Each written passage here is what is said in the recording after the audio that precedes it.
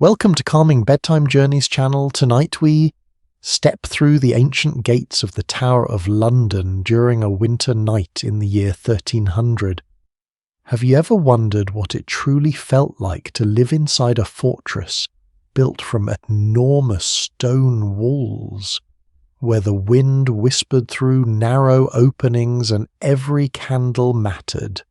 What sounds surrounded the people who slept beneath royal towers, guarded passages, and frozen battlements tonight? You will walk through those forgotten hours and experience the quiet world of medieval life after sunset. You will feel the cold stone beneath your hands, hear footsteps echo through dark corridors, and discover the small routines that help people survive long winter nights. So, before you settle into the story, take a second to like the video and hit subscribe, and while you listen, comment your location, plus local time below. It is always fascinating to imagine how different places are sharing this peaceful moment together. Now, dim the lights. You step forward through the great entrance of the Tower of London as winter darkness settles over the city. The year is 1300 and the fortress stands beside the River Thames like a silent guardian watching over medieval London. The air feels sharp against your face as cold mist rises from the water beyond the walls. You hear the distant movement of the river, the creaking of wooden carts, and the occasional call of a city worker finishing the day. Inside the tower, however, another world begins. The massive gates close behind you, and the sounds of London become softer. Heavy wooden doors shut with a deep, familiar sound. The fortress breathes differently at night. You notice the smell first. Smoke from fireplaces drifts through stone corridors, mixing with the scent of cooked food, damp wool, and burning candles. Medieval life is not silent or empty. It is filled with small signs of human activity. Servants carry supplies. Guards change positions. Animals move within nearby stables. Somewhere above you, someone walks across a wooden floor. The Tower of London is often remembered today as a famous historic landmark, but in 1300 it is a living royal fortress. It is not simply a building, it is a community. Hundreds of people may occupy the complex, including soldiers, servants, officials, craftsmen, prisoners, and members of the royal household. The tower serves many purposes. It protects important royal possessions, provides a secure residence for monarchs, and demonstrates the power of the English crown. The White Tower, the central stone keep completed after the Norman period, dominates the fortress and represents royal authority. You look upward toward its thick walls. They seem almost impossible to move. The stones have survived countless seasons. They have endured rain, storms, and winters like the one surrounding you now. But even the strongest walls cannot remove the discomfort of medieval cold.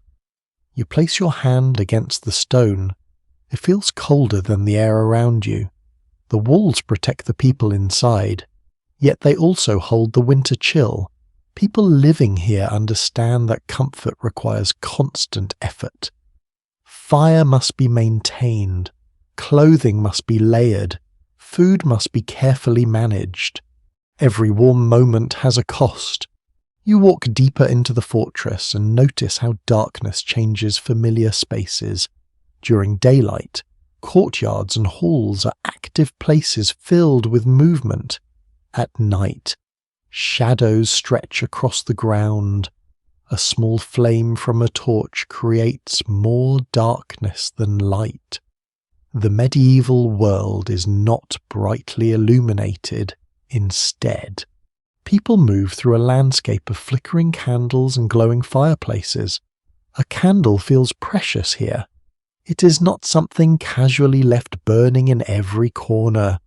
Wax candles are expensive, especially compared with simple rushlights made from reeds coated with animal fat. A wealthy resident may enjoy better lighting, while ordinary workers rely on weaker flames. The difference between social classes appears even in something as simple as seeing clearly after sunset. You notice a guard passing nearby.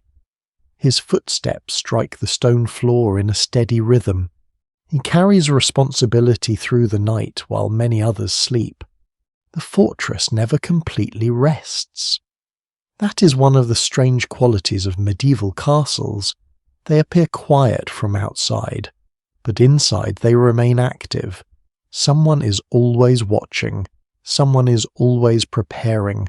Someone is always waiting. A small movement. A quiet sound. These details matter.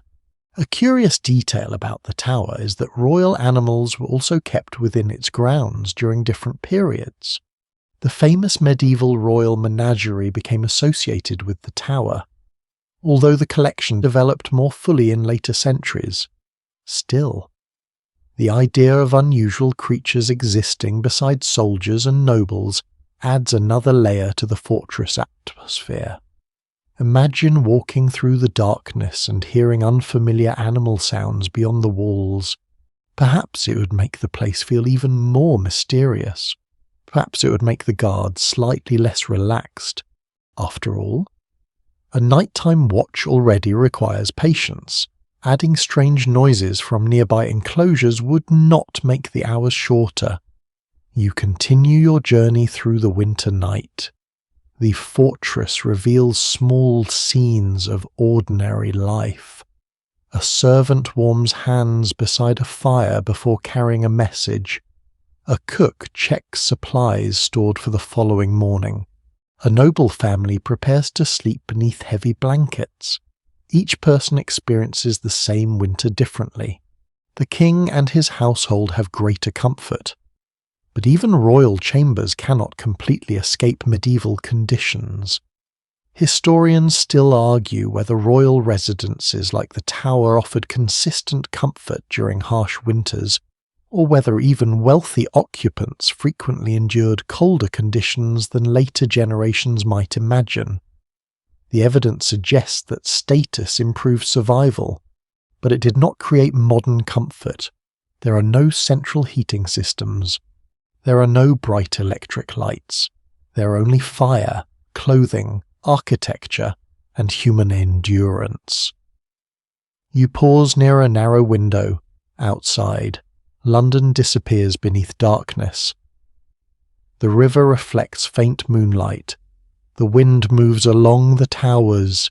Inside, the fortress remains wrapped in a careful balance between danger and routine. This is the world you have entered. A world where winter nights lasted longer, where every flame mattered, and where people found ways to continue despite the cold. The tower does not feel like a distant monument now. It feels alive. It feels occupied. It feels like a place where thousands of quiet stories unfolded behind stone walls. You remain there for a moment, listening. The fire crackles nearby. The wind touches the narrow openings. The fortress waits through another winter night. And your journey inside the Tower of London has only begun. The night grows deeper as you continue walking through the Tower of London. Moving beyond the first impressions of cold stone and shadow, the fortress now feels less like a distant symbol of power and more like a small medieval world breathing quietly around you. Every passage has a purpose. Every room has a story.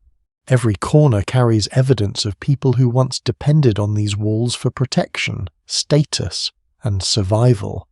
You move beneath the towering presence of the White Tower, the great central keep that rises above the surrounding buildings. Its thick walls dominate the landscape, and even after hundreds of years, its size remains impressive, built after the Norman conquest. The White Tower was designed to display authority as much as provide defence. It was a statement carved from stone. You imagine approaching it as a traveller in 1300. The sight would immediately communicate the strength of the English monarchy.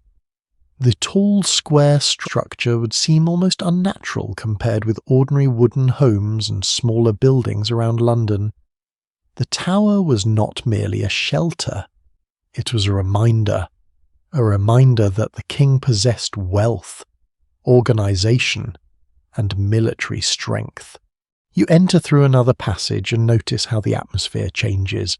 The outer world feels distant. The city sounds fade behind layers of walls, gates, and guarded entrances. The fortress creates its own rhythm. During the day, people move quickly. Messages are delivered. Supplies arrive. Officials discuss matters of importance. Animals are cared for. Weapons are inspected. But at night, those activities slow into quieter movements. The sound of footsteps becomes more noticeable. A closing door echoes longer, a whisper carries farther. You hear the soft crackling of fires burning in different rooms. The smell of smoke mixes with the damp scent of old stone. The air feels heavy, yet somehow it also feels secure. That feeling of security is one of the main reasons medieval castles existed. A castle was not simply a home. It was a military structure, an administrative centre, and a place where political power could be displayed. The Tower of London represented all three. You walk toward the inner areas where important buildings stand close together. The medieval fortress is not one single empty building. It is a collection of spaces connected by walls, courtyards, towers, and passages. Each area serves different groups of people. Some spaces belong to the royal household, others belong to guards, workers, or officials. The organisation of the fortress reflects the organisation of medieval society itself. Everyone has a place. Everyone has a role. Everyone understands their position. A servant carrying firewood doesn't move through the same areas as a royal advisor. A guard standing at a gate does not experience the tower in the same way as a noble visitor. The same fortress contains many different worlds. You notice a small group of workers preparing supplies for the next day. Their movements are quiet but practiced. They are not performing some grand historical event. They are simply completing ordinary tasks. This is where history becomes interesting. The lives of kings and battles often receive the most attention, but daily routines reveal how people actually experience the past. A medieval fortress survives because thousands of small actions happen repeatedly. Someone cleans, someone repairs, someone carries, someone prepares, someone watches. A curious thought appears as you walk through the darkness. The tower must have sounded very different at night compared with modern buildings. Without machines, engines, or electrical systems, the sounds would have been natural. Wind, fire, footsteps, animals, human voices. The silence between these sounds would feel much larger. You pass near a narrow staircase. The steps are uneven from centuries of use. You carefully move upward, feeling the cold surface beneath your hands. The stone is rough. The air becomes colder. Small windows allow thin streams of winter air to enter. These openings provide light during the day, but at night they become places where the wind finds its way inside.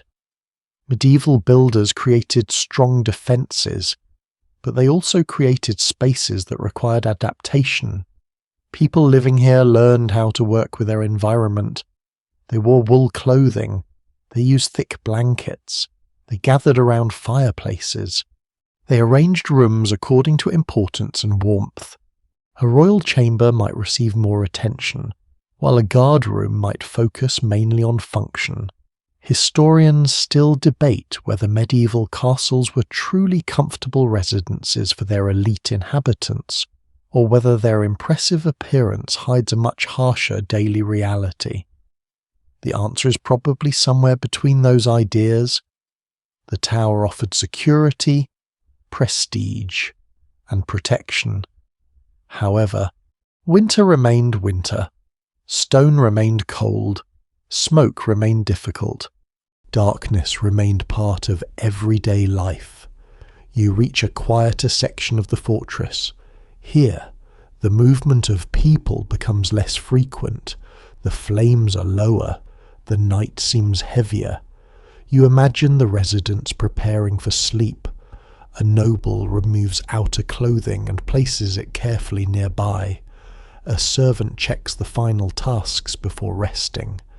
A guard listens for unusual sounds beyond the walls. Each person enters the same night from a different perspective. For some, the tower represents privilege. For others, it represents duty. For others still, it represents confinement. The fortress contains all these experiences at once. That complexity makes the tower fascinating. It is not simply a palace. It is not simply a prison. It is not simply a military building. It is all of these things together. You stop beside a window overlooking the dark landscape. The River Thames moves slowly below. London sleeps beyond the walls. The fortress stands between the city and the night. The wind passes over the towers, carrying the same cold feeling that touched people here more than 7 centuries ago. The faces have changed. The voices have disappeared. But the atmosphere remains easy to imagine. A person walking through this place in 1300 would understand the same sensations you feel now. Cold air, stone beneath your feet, firelight against darkness, the quiet awareness that a great fortress surrounds you. You continue deeper into the tower. The night still has many hours remaining, and within these walls, countless stories are waiting to be discovered. You continue deeper into the Tower of London as the winter night settles firmly around the fortress. The sounds of the outside world become distant, replaced by the quiet activities of the royal household. Behind these thick stone walls, kings, queens, nobles, servants, and officials follow routines shaped by medieval traditions. The tower is not only a place of defence, it is also a temporary home for those closest to royal power. You enter the spaces where members of the king's household would spend their evenings. The rooms are warmer than the passages outside. Though warmth is still limited by medieval conditions, fire burns inside a large hearth. The flames move gently, creating shifting patterns of light across the walls. The smell of burning wood fills the room. Smoke rises slowly toward openings designed to release it. You feel the difference immediately. The warmth is welcome. After walking through cold corridors, even a modest fire feels like a precious treasure. In 1300, the English king is Edward I, one of the most powerful rulers of medieval Europe. His reign is remembered for military campaigns, government reforms, and the expansion of royal authority. The tower serves as one of many royal residences connected to his rule, although kings did not remain constantly inside one castle. Places like the tower provided secure locations for important visits and official activities. You imagine the arrival of the royal household. It would not happen quietly. A medieval king travelling with his household brings many people. Officials carry documents. Servants transport clothing and personal items. Cooks prepare meals. Guards protect important figures. The movement of the royal court creates a temporary city inside the fortress. Even a simple overnight stay requires planning. You walk through the imagined rooms and notice how different lives exist close together. A king may sleep in a chambers with better furnishings, but nearby servants continue working late into the evening. A royal meal may appear effortless, but many hands prepare it. A warm room may seem natural, but someone has collected the wood, carried the supplies, and maintained the fire. The medieval court depends on cooperation. Every comfortable moment has hidden labour behind it. You notice the furniture around the chamber. There are wooden chests for storage, benches for sitting, tables for meals, and perhaps decorative fabric showing wealth and status. Medieval rooms are not empty spaces filled with furniture like modern homes. Objects are fewer, but each one has purpose. A chest might hold clothing, valuable items, or important documents. A curtain might provide privacy and reduce cold air.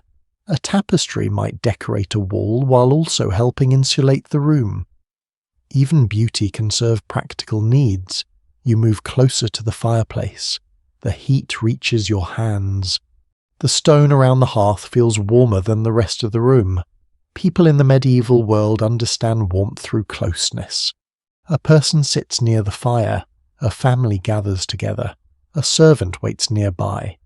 Space itself reflects social relationships. Those with greater importance usually occupy the warmer and more comfortable positions. The evening inside the royal residence follows a familiar pattern. Meals are completed, conversations continue. Officials discuss matters requiring attention. Religious practices take place. Eventually, the household prepares for sleep. But sleep in a medieval royal residence is not completely private. Many people remain nearby. Servants may sleep in connected areas. Guards remain alert. Attendants may be ready if their presence is needed. The idea of personal space is very different from today. A royal person lives surrounded by others. Security and service are constant companions. You walk past another room where attendants organize items for the following day. Clothing must be prepared. Messages must be arranged. Important objects must be protected. The rhythm of court life continues even when conversations become quieter.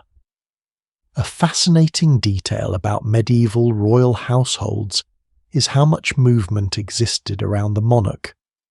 Modern images often show kings sitting alone on grand thrones, but medieval rulers were surrounded by networks of people who supported daily life. The king was not simply an individual. He was the centre of a moving institution. Historians still discuss how much comfort medieval rulers truly experienced compared with later ideas of royal luxury. Some scholars emphasize the wealth and resources available to monarchs. Others point out that even wealthy medieval people faced cold rooms, limited lighting, and difficult travel conditions. The reality was impressive but still physically demanding. You look toward the window. Outside, the winter night continues, the river flows beneath the darkness. The city beyond the walls grows quieter. Inside, the royal household slowly settles. The sounds become softer. The fire becomes the main source of movement. The flames rise and fall. The shadows shift. You imagine a person from 1300 sitting here after a long day. Perhaps they think about politics. Perhaps they worry about tomorrow. Perhaps they simply enjoy the warmth of the fire before sleep arrives. Despite the differences between their world and yours, some experiences remain familiar. The desire for comfort, the need for rest, the feeling of relief after a difficult day. The simple pleasure of being warm while winter waits outside. You leave the royal chamber and return to the darker corridors. The contrast feels stronger now. The warmth disappears behind you. The stone becomes colder again, but you understand the tower more clearly. It is a place where different lives exist together. Kings and workers, power and routine, comfort and hardship, all sharing the same fortress walls. The winter night continues, and the story of life inside the tower moves forward with the people who keep it alive. You leave the warmer areas of the royal household and move toward the private chambers hidden within the stone heart of the tower. The night has become quieter now. The voices of servants fade into distant murmurs. The footsteps of guards become slower and more deliberate. You enter a space where medieval people begin the final routines before sleep. A chamber in the year 1300 is not designed for modern comfort. It is designed for survival, status, and practicality. The room feels different from the corridors outside.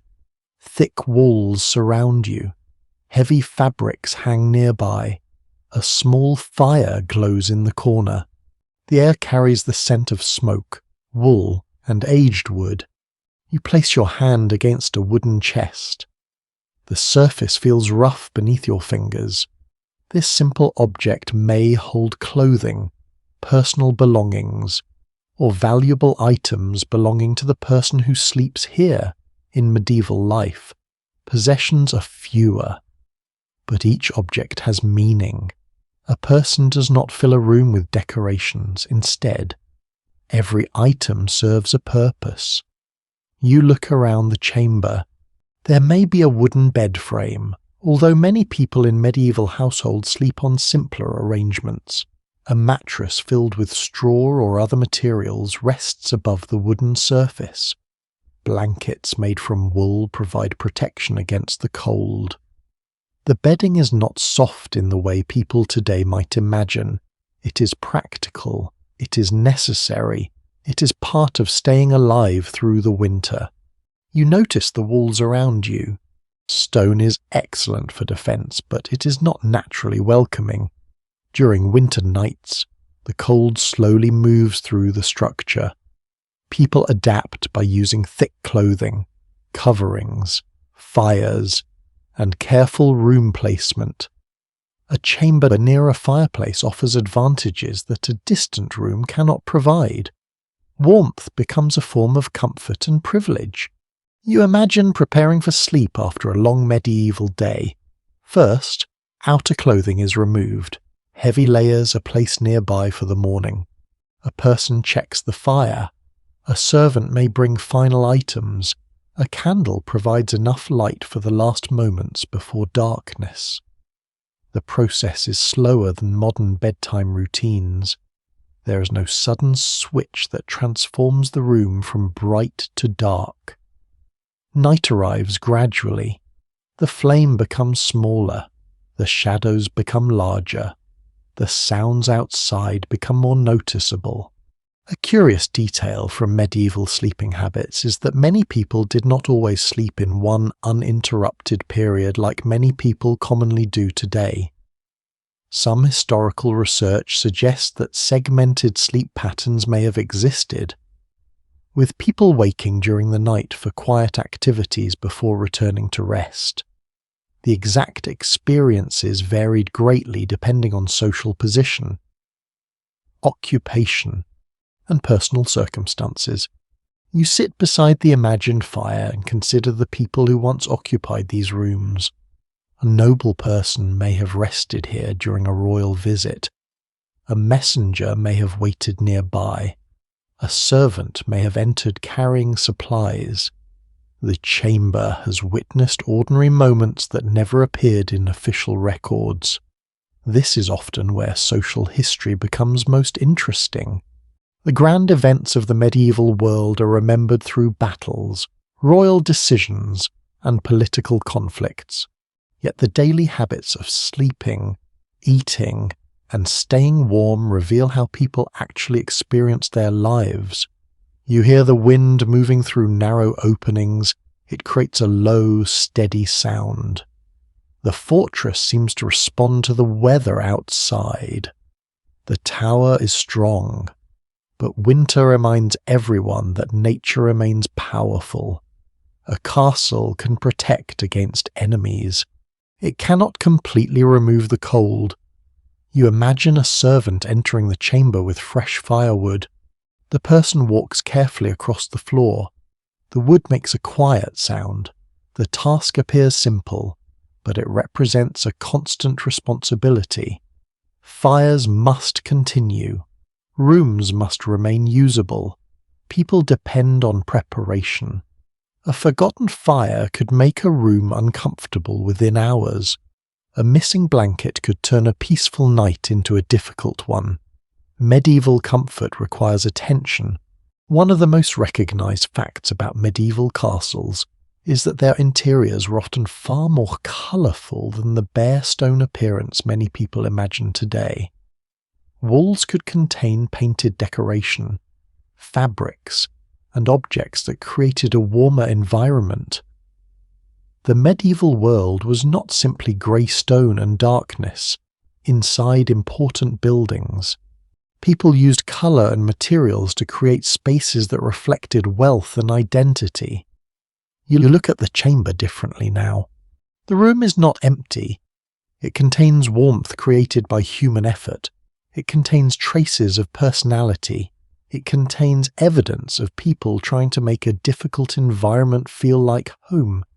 Medieval specialists continue to discuss how much privacy individuals actually experienced inside castle residences.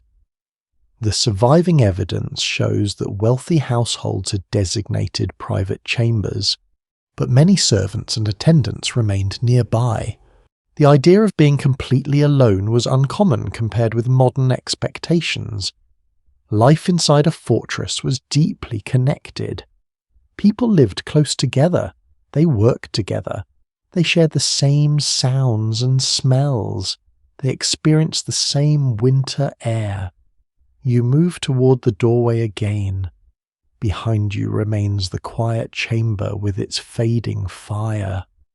Ahead waits another part of the tower. The fortress still holds many stories. The rooms of kings are only one piece of this world. Beyond them are halls where people gathered, kitchens where meals were prepared, and spaces where workers continued their endless duties. You step back into the corridor. The cold returns. Your footsteps echo against the stone. The winter night continues around you, inside the Tower of London. Everyone has their own relationship with darkness. Some seek rest. Some maintain order. Some wait for morning. And beneath the ancient walls, every person depends on the same simple things. A little warmth. A little light. A safe place to sleep. You continue through the inner passages of the tower and arrive at one of the most important spaces within any medieval fortress. The Great Hall, even during the quiet hours of winter night. This room carries the memory of countless gatherings. The stone walls seem to hold echoes of conversations, celebrations, arguments, and decisions made long before your arrival. You step inside slowly. The atmosphere feels larger here. The ceiling rises above you. The space stretches wider than the private chambers you visited earlier. The smell of smoke from nearby fires mixes with the scent of roasted food, wooden tables, and old fabric. Although the evening meal has ended, the hall still feels connected to human activity. A place like this is never only a room. It is the centre of community life in medieval castles. The Great Hall serves many purposes. It is where people eat. It is where guests are welcomed. It is where important announcements are made. It is where the household gathers under one roof. One of the most recognised features of medieval castles is that the Great Hall was often the social heart of the residence. The room reflected the organization of medieval society. Those with higher status sat closer to important areas. Others remained farther away. The arrangement of tables and seating quietly displayed the order of the world around them. You walk between the long wooden tables. During the day, this space would be filled with movement. Servants would carry dishes. Guests would exchange news. Musicians might provide entertainment during special occasions. Tonight, however, the hall rests. Only a few candles remain. The flames move gently.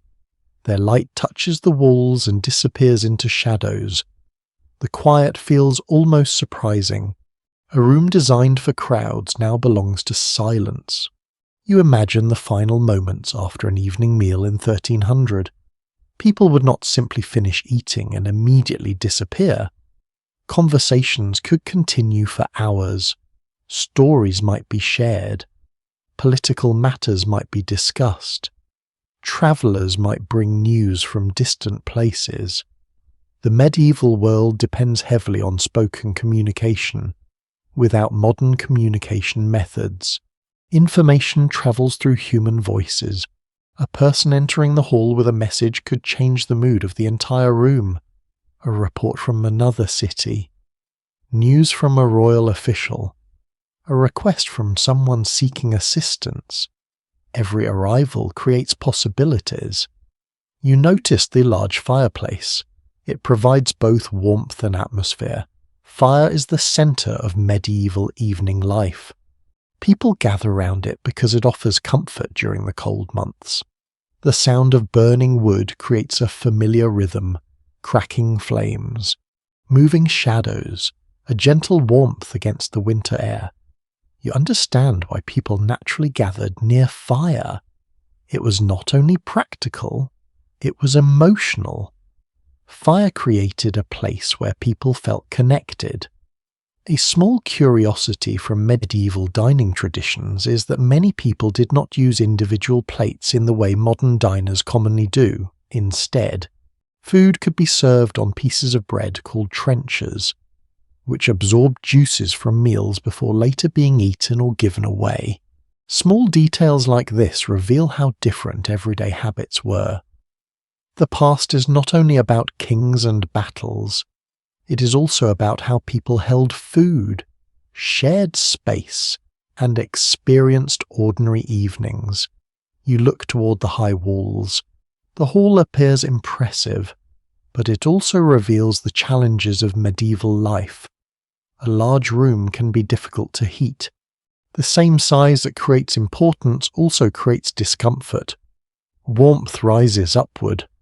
Cold air remains near the floor. People solve this problem through clothing, fires, and gathering together. Comfort comes from cooperation. You imagine a servant cleaning after the evening meal. The work continues after everyone important has left. Tables must be cleared, dishes must be stored, the floor must be prepared for another day. The great hall depends on invisible labour. Without servants, the grand room would quickly lose its order. This reminds you of something important about medieval society. The lives of wealthy people are connected directly to the efforts of many others. The beautiful moments of court life are supported by countless quiet tasks. The hall becomes darker as the candles burn lower. You sit for a moment and listen. The wind presses against the outer walls. A distant door closes. A guard's footsteps pass somewhere beyond the room. The tower remains awake even when most people sleep. Medieval specialists continue to examine how these communal spaces functioned socially beyond their obvious practical purposes. Some researchers emphasize the Great Hall as a place of authority and ceremony. Others highlight its role as a shared environment where relationships were built through everyday interaction. Both perspectives reveal the same truth. The room was important because people filled it with meaning. You imagine the many generations who crossed this floor. A young servant carrying a heavy tray, a noble visitor waiting for an audience, a soldier resting after a long watch, a royal official delivering important news. Their experiences were different, but the hall connected them. It was a place where separate lives briefly became part of one larger story. The great hall slowly fades behind you as you leave. The warmth of the fireplace becomes distant. The sound of the empty room disappears. You return to the colder corridors of the tower, yet you carry the feeling of the gathering place with you. The fortress is not only made of stone, it is made of moments shared between people. Meals, conversations, responsibilities, memories. Outside, winter continues. Inside, another part of the tower waits. The servants are still working, the guards are still watching, and the long night moves quietly forward. You continue through the darker corridors of the tower, leaving behind the great hall and entering the quieter spaces where another world exists. Here, the rhythm of the fortress depends on people whose names rarely appear in historical records. They are the servants. They carry the daily weight of the tower. They keep fires alive. They prepare meals. They clean rooms. They transport supplies. They complete hundreds of small tasks that allow a royal residence to function. The night does not mean their work has ended. In many ways, darkness creates more responsibilities. You hear soft footsteps moving across the stone floor. A servant walks carefully while carrying a bundle of firewood. The wood shifts slightly with each step. The smell of fresh-cut timber follows behind. The person moves quietly because others are sleeping nearby. Even a simple task requires awareness. Inside a medieval fortress, noise travels easily, a dropped object, a closing door, a hurried conversation. Everything becomes noticeable in the stillness of night. You follow the servant toward the working areas of the tower. The atmosphere changes. The elegant spaces of the royal household disappear. Now you see practical rooms designed around necessity. Storage areas, workspaces, kitchens, places where preparation happens before anyone notices the final result. This hidden world keeps the visible world running. A royal meal appears as a finished experience. A warm chamber appears naturally comfortable. A clean hall appears ready for visitors. But behind every scene are people performing countless duties. A well-known fact about medieval royal households is that they required large numbers of servants and officials to operate successfully. The royal court was not a small family group travelling from place to place. It was a complex organisation with specialised roles. Cooks, cleaners, messengers, stable workers, and attendants all contributed to daily life. You imagine the kitchen after midnight. The main cooking activity has ended, but traces remain. The air smells of roasted meat, herbs, smoke, and stored ingredients. Wooden surfaces hold marks from years of preparation. Metal tools rest after long hours of use. A small fire continues burning because the work of tomorrow begins before the current day completely disappears. The kitchen is one of the most important places in the fortress. Food is not simply about eating. It represents planning, resources, and survival. Winter makes this even more important. Supplies must be stored carefully. Fresh ingredients become harder to obtain. People must depend on preserved foods collected before the harshest months arrive. You notice barrels and containers arranged nearby. Salted foods, grains, dried ingredients, stored drinks. Each item represents preparation. Medieval people understand that winter rewards those who plan ahead. A fascinating lesser-known detail about medieval kitchens is that spices from distant regions could appear among wealthy households. Ingredients such as pepper, cinnamon, and other exotic seasonings travelled through long trade networks before reaching European tables. These small additions were not only about taste, they also displayed wealth and connection to the wider world. You walk further and notice another servant preparing a room. The task appears simple. A blanket is arranged, a candle is replaced, the fire is checked. But these actions create comfort. Without them, the fortress would quickly become colder and less welcoming. Servants are not simply helpers. They are the people who transform a building into a living place. You pause beside a narrow corridor. The stone around you feels cold. The air carries a mixture of smoke and dampness. You think about the physical demands of this work. Servants walk constantly. They carry heavy objects. They spend hours near fires, kitchens, animals, and storage rooms. Their daily experience is shaped by movement.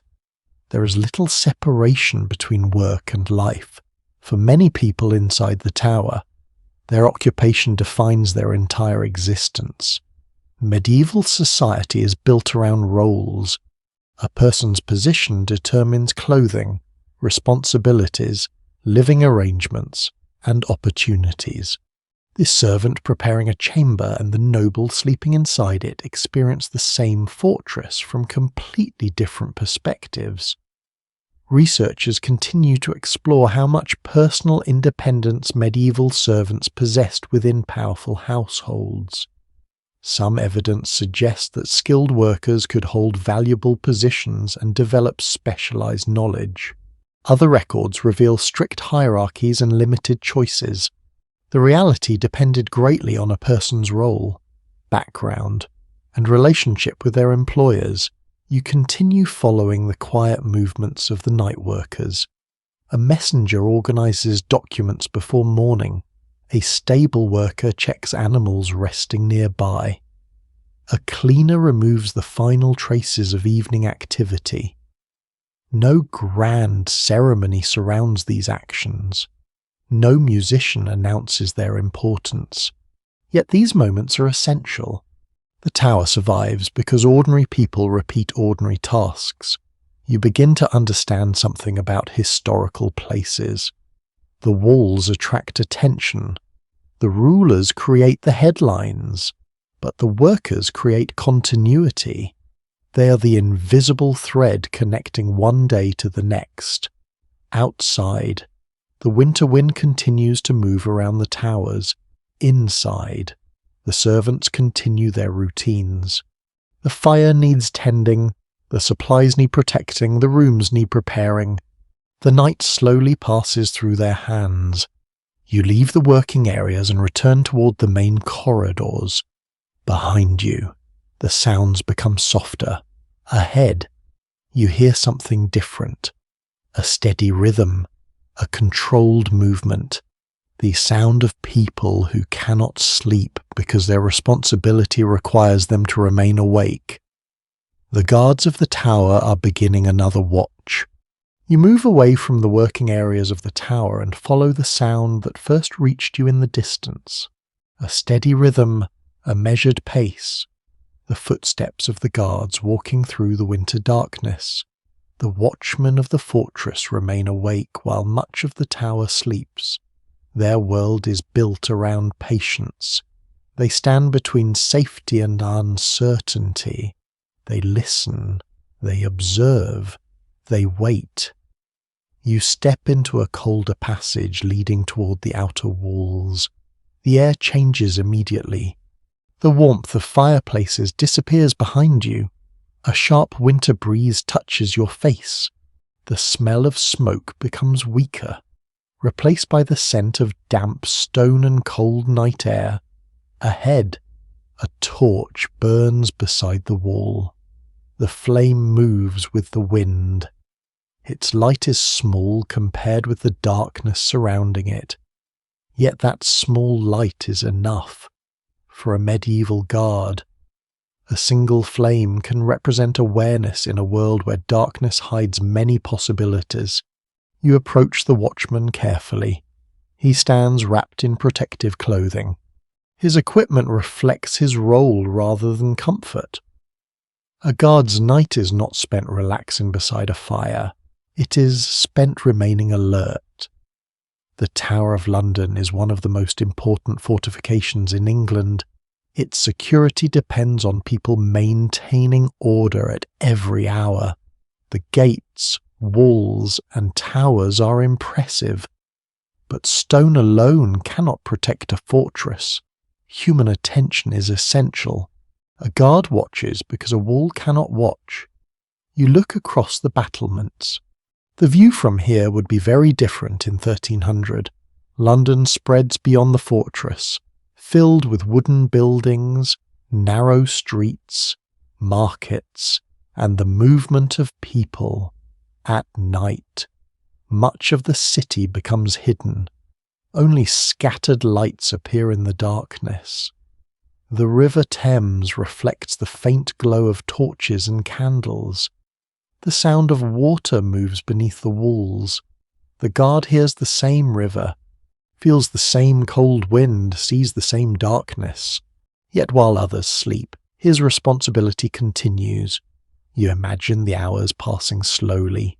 The first part of the watch may feel manageable. The evening activity has recently ended. People are still awake nearby. There is movement, there are conversations, but as midnight approaches, the world becomes quieter. Time feels longer. The mind begins searching for sounds, a strange noise, a distant movement, a change in the usual pattern.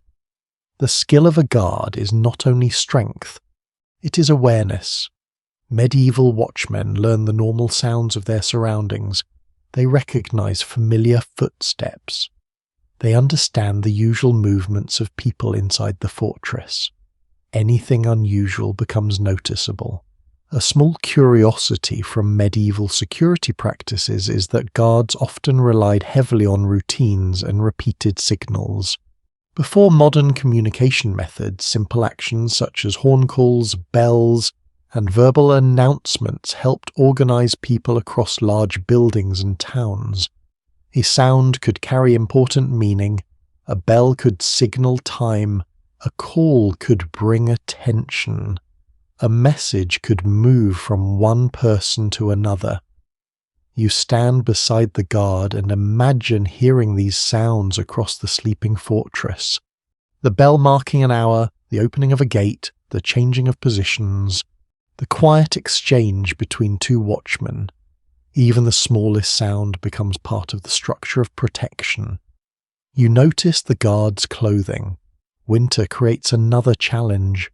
Armor and weapons may provide protection, but they do not remove discomfort.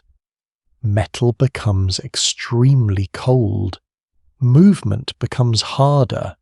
Hands need protection. The body needs warmth. The guard must balance readiness with endurance. The fortress asks for constant commitment. The records of medieval castles show that guarding duties were often carefully organized, with specific responsibilities assigned to different people and times. Security was not random, it followed patterns. The strength of a fortress depended on discipline as much as architecture. You look toward the towers rising above you. They appear silent and permanent, but behind their appearance are countless hours of human effort. Someone repaired these walls, or someone carried supplies. Someone stood awake during freezing nights. The fortress is a monument to both stone and labour. The exact experience of medieval guards remains difficult to fully reconstruct because personal writings from ordinary soldiers are limited. Some surviving records reveal their duties and payments.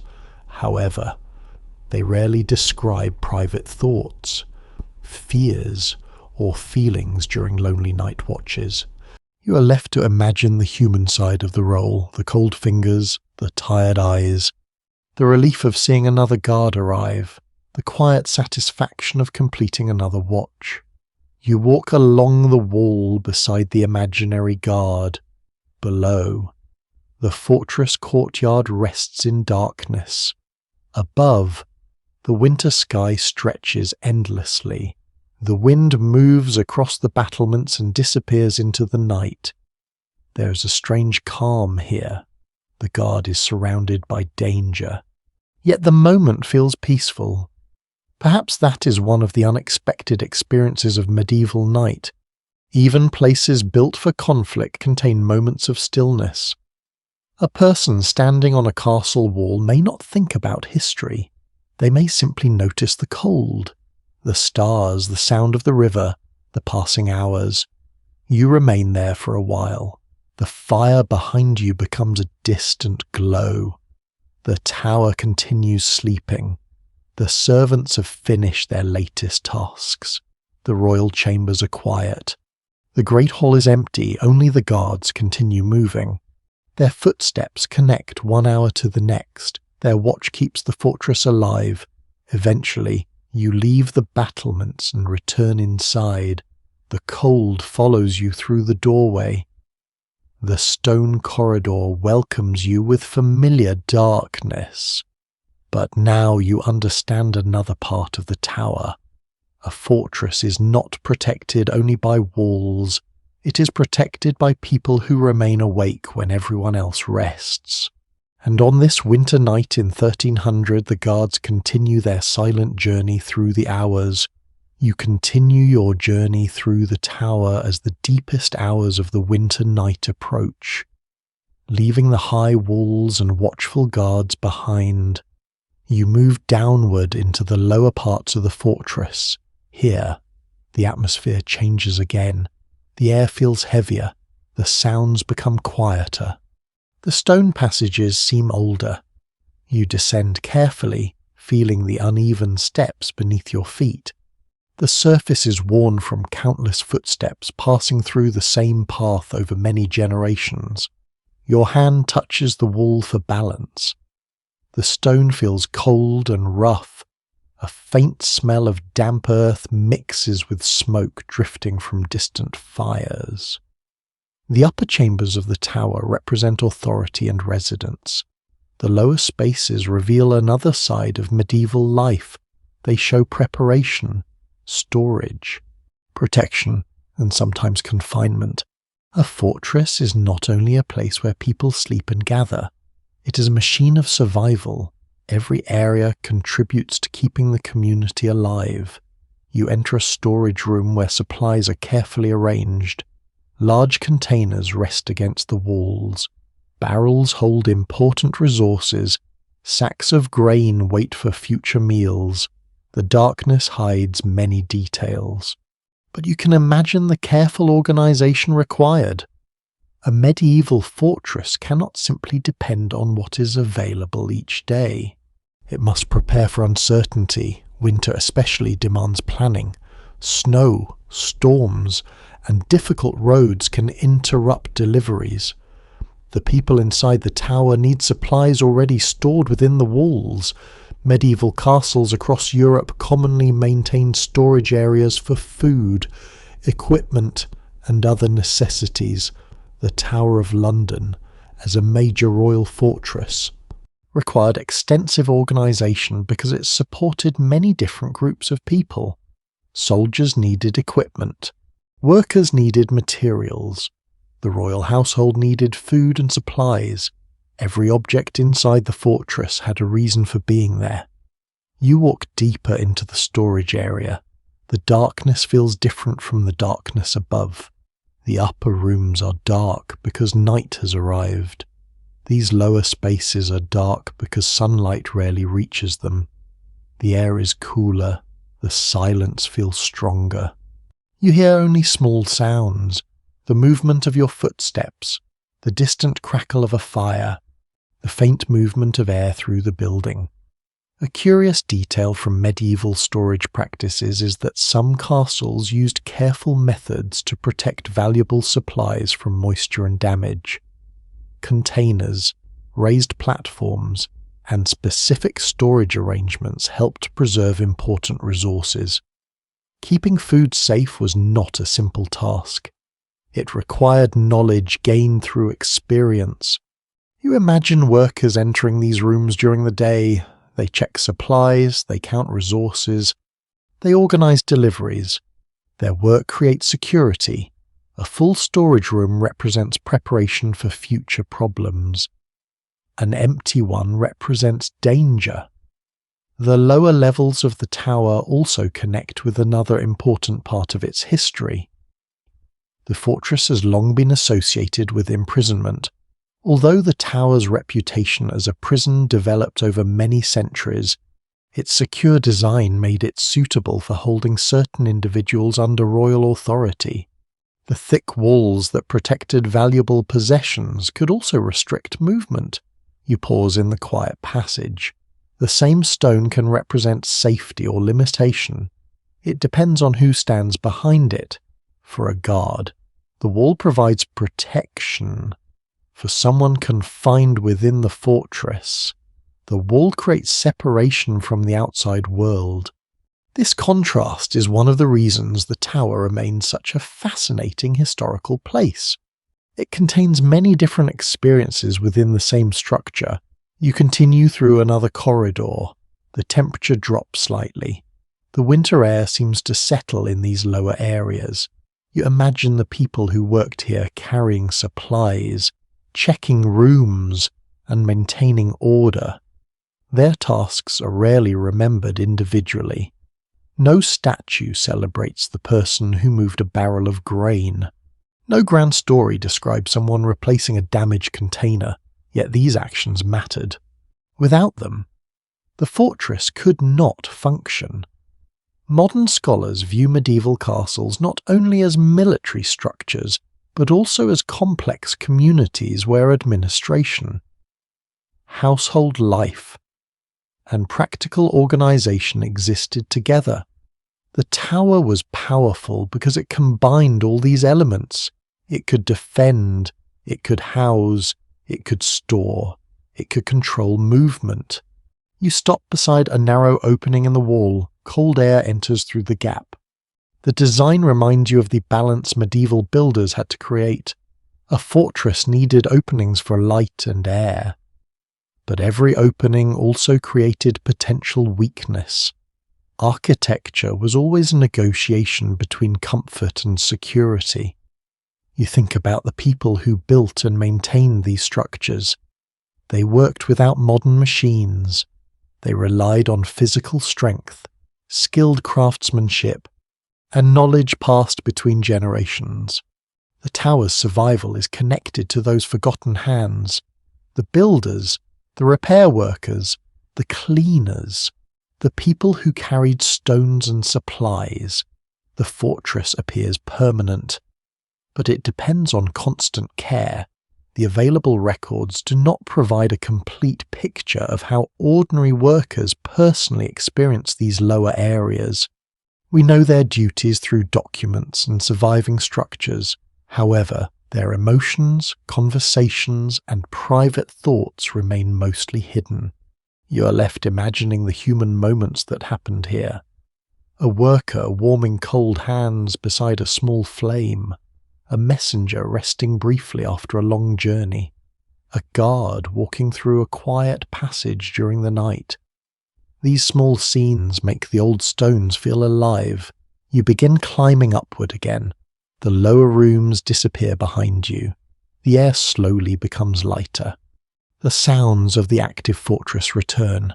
Somewhere above, a fire continues burning. Somewhere nearby, people prepare for the morning. The tower remains awake in different ways. The royal chambers hold their sleeping residents. The guards continue their patrols. The servants complete their final duties. The storage rooms quietly protect the resources needed for another day. You look back toward the darkness below.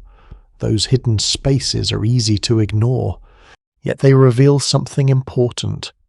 A fortress is not built only from impressive towers and grand halls. It is built from countless practical details. Food stored, supplies protected, passages maintained, workers moving through shadows.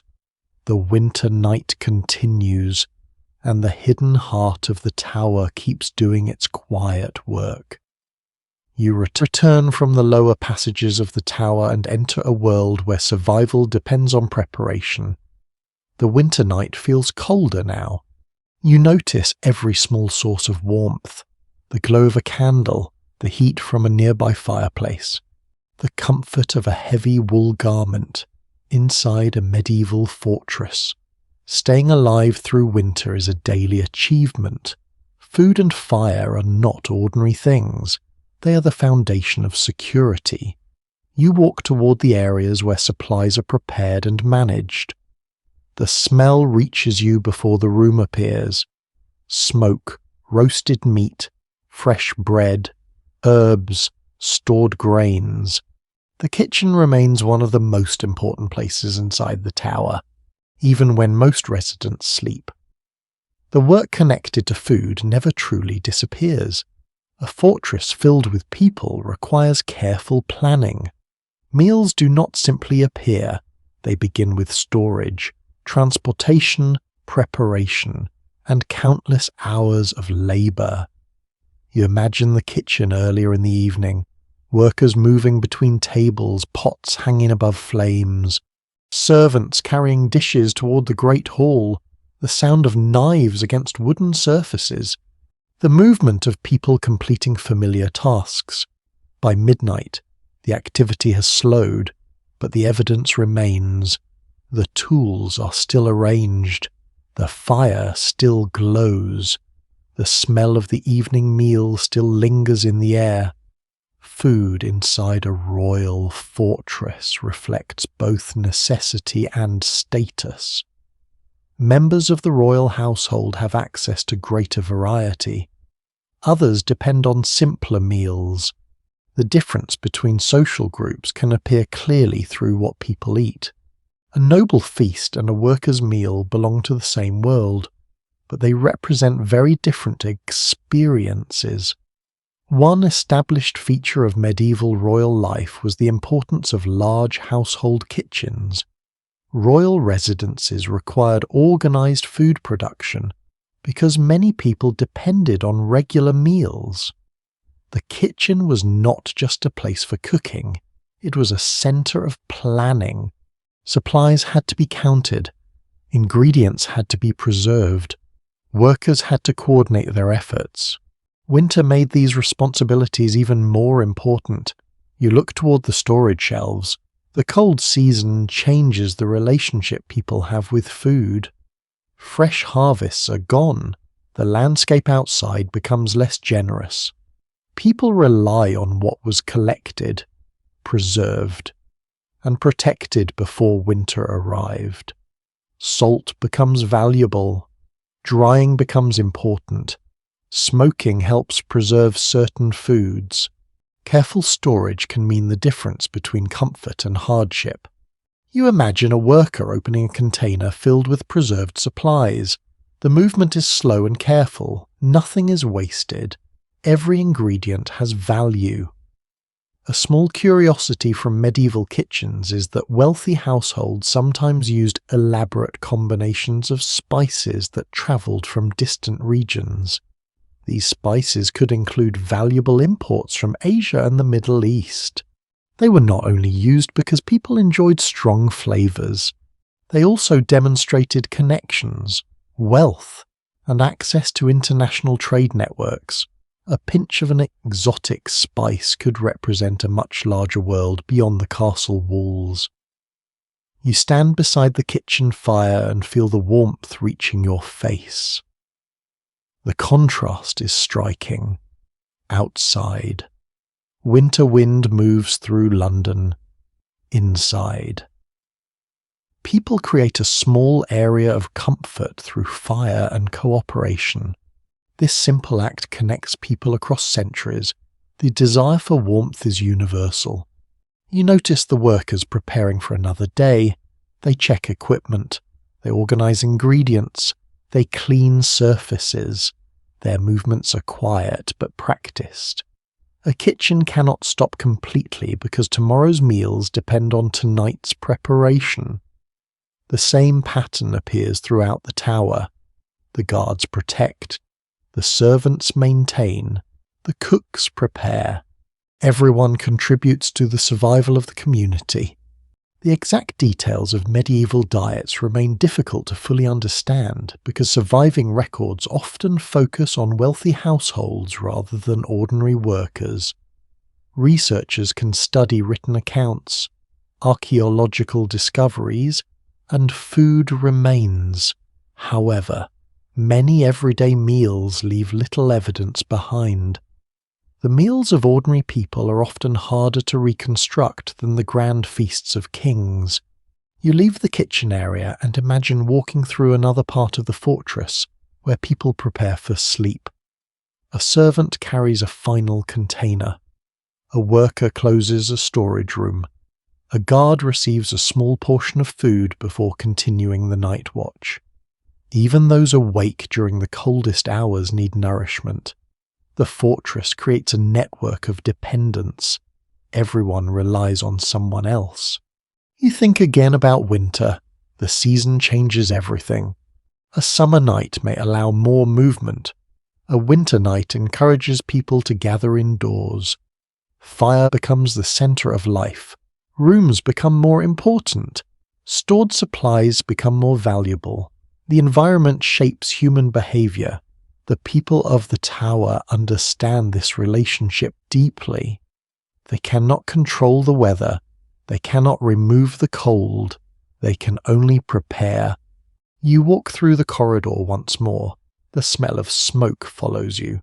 The warmth slowly fades. The sounds of the kitchen become distant. But the image remains. A medieval fortress surviving through winter because people understand preparation. The tower may appear powerful because of its walls and towers, yet its true strength comes from ordinary decisions repeated every day. Collect enough food, maintain enough fire, protect enough supplies, support enough people. These simple actions allow the great fortress to continue. The winter night moves forward, the fires remain alive, the stored food waits for morning, and within the Tower of London, survival continues through careful hands and quiet determination. You continue through the quieter passages of the tower as the winter night moves toward its deepest silence. The sounds of daily work have faded. The kitchens have become still, the servants have completed many of their final tasks, the guards continue their watch. Now you follow a softer sound, a distant bell, a gentle movement of footsteps, the quiet presence of faith within the fortress. You enter the chapel. The atmosphere changes immediately. The room feels calmer than the busy areas of the tower. The air carries the faint scent of candle wax and old wood. Small flames create a peaceful glow across the interior. The light does not fill the room completely. Instead, it creates small islands of warmth surrounded by shadow. You sit quietly for a moment. The cold outside feels farther away here. Throughout medieval Europe, religious spaces were central parts of daily life. Castles and royal residences often included chapels because faith was closely connected with personal routines, political authority, and community traditions. The chapel inside a fortress was not simply a place for special ceremonies, it was part of everyday existence. You imagine people entering this room during the evening. A servant pauses after a long day. A noble offers a prayer before sleep. A guard asks for protection before beginning a night watch. Their reasons may differ, but the action connects them. They step away from ordinary duties and enter a quieter space. The medieval world is often remembered through kings and conflicts. Yet faith shaped the smallest parts of life as well. People marked important moments through religious customs, births, marriages, deaths, travel, illness, daily decisions. The church provided a framework through which many people understood their place in the world.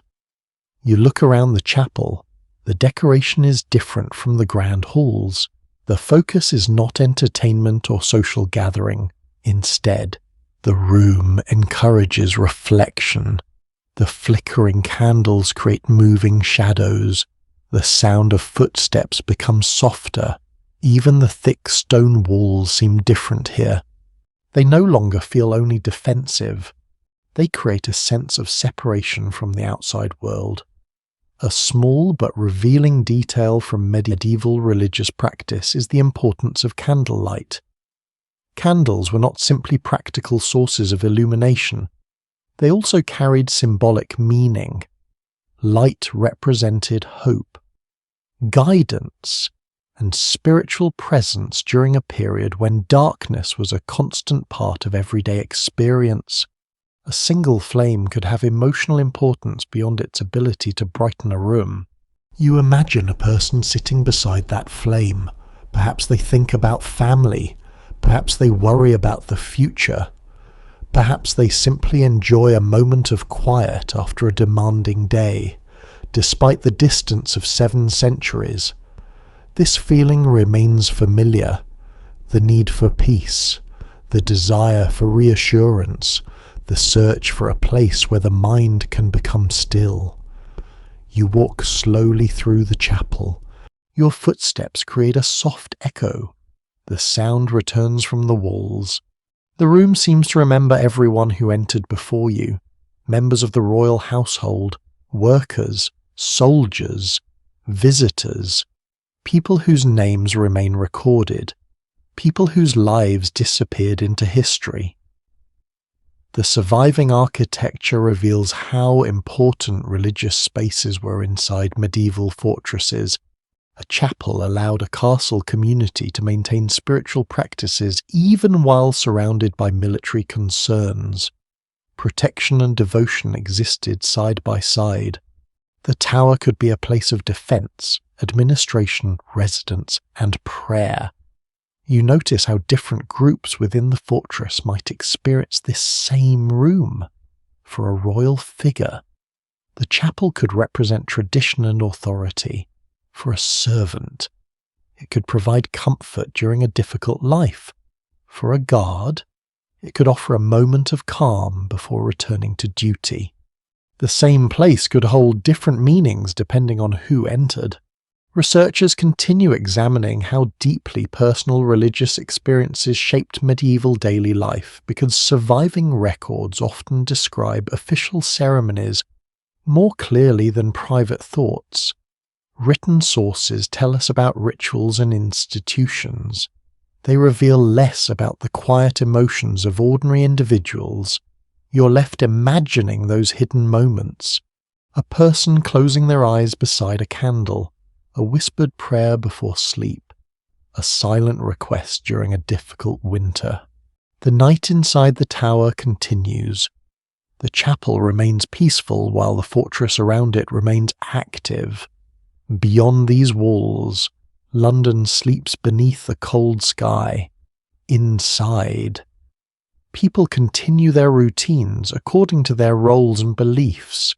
You leave the chapel slowly. The warmth of the candles disappears behind you.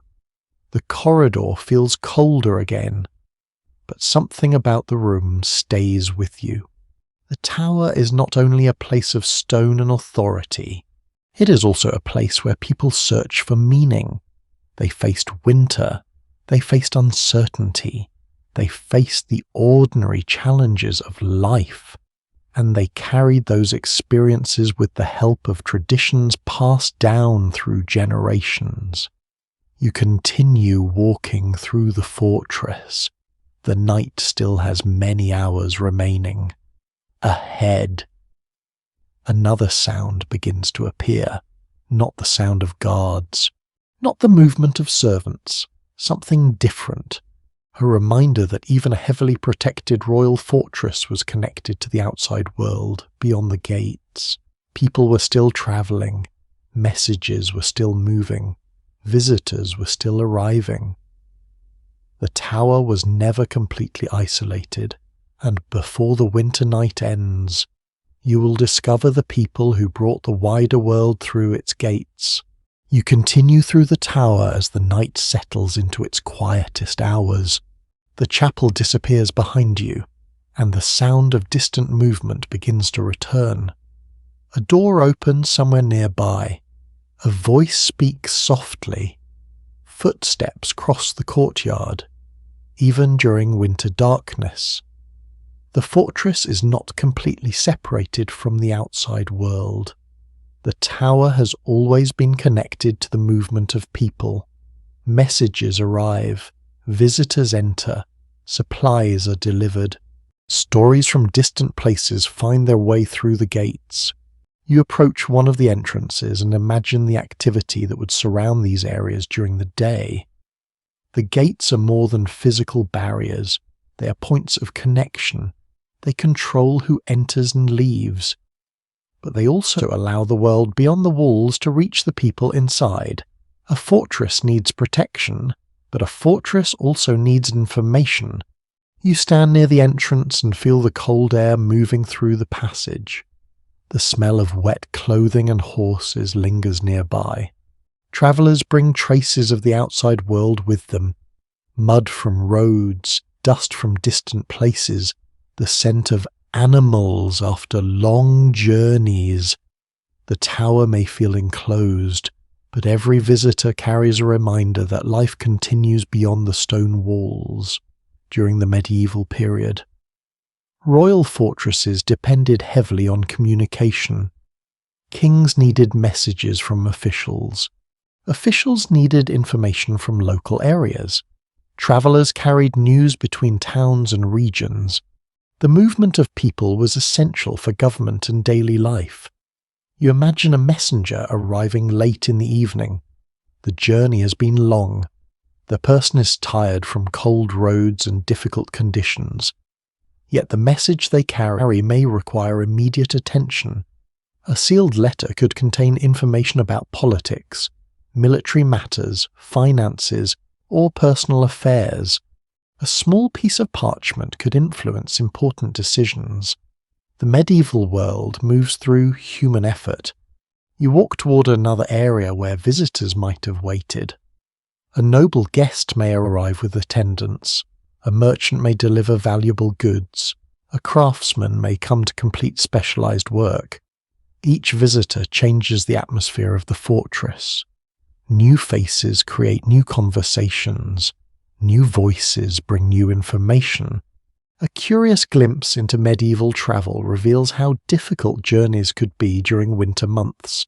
Roads were often uncomfortable, weather could delay movement, and travelers depended on local knowledge and hospitality.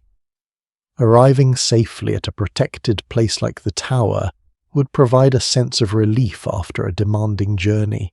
You imagine someone entering through the gates after hours on the road. The warmth of the fortress would feel welcoming. The sound of people nearby would feel reassuring. The presence of walls would represent safety. You understand why castles became important centres in medieval society. They were not only defensive structures, they were places where administration, economy, and social relationships came together.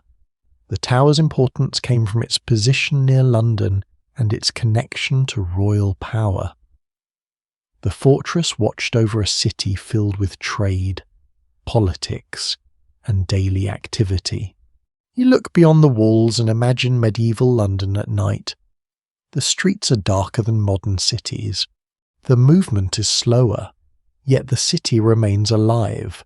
Markets have closed, workers rest, ships remain near the river. Homes contain families preparing for another day. The tower stands beside this world, connected but separate. The people inside are not completely removed from ordinary life. They depend on the city. They depend on workers. They depend on trade. The fortress and the surrounding community exist together.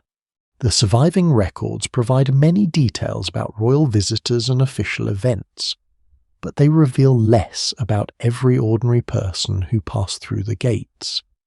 Historians have offered different explanations about how frequently common travellers interacted with royal spaces compared with restricted areas of the fortress. The answer likely depended on their purpose, status, and the security needs of the moment.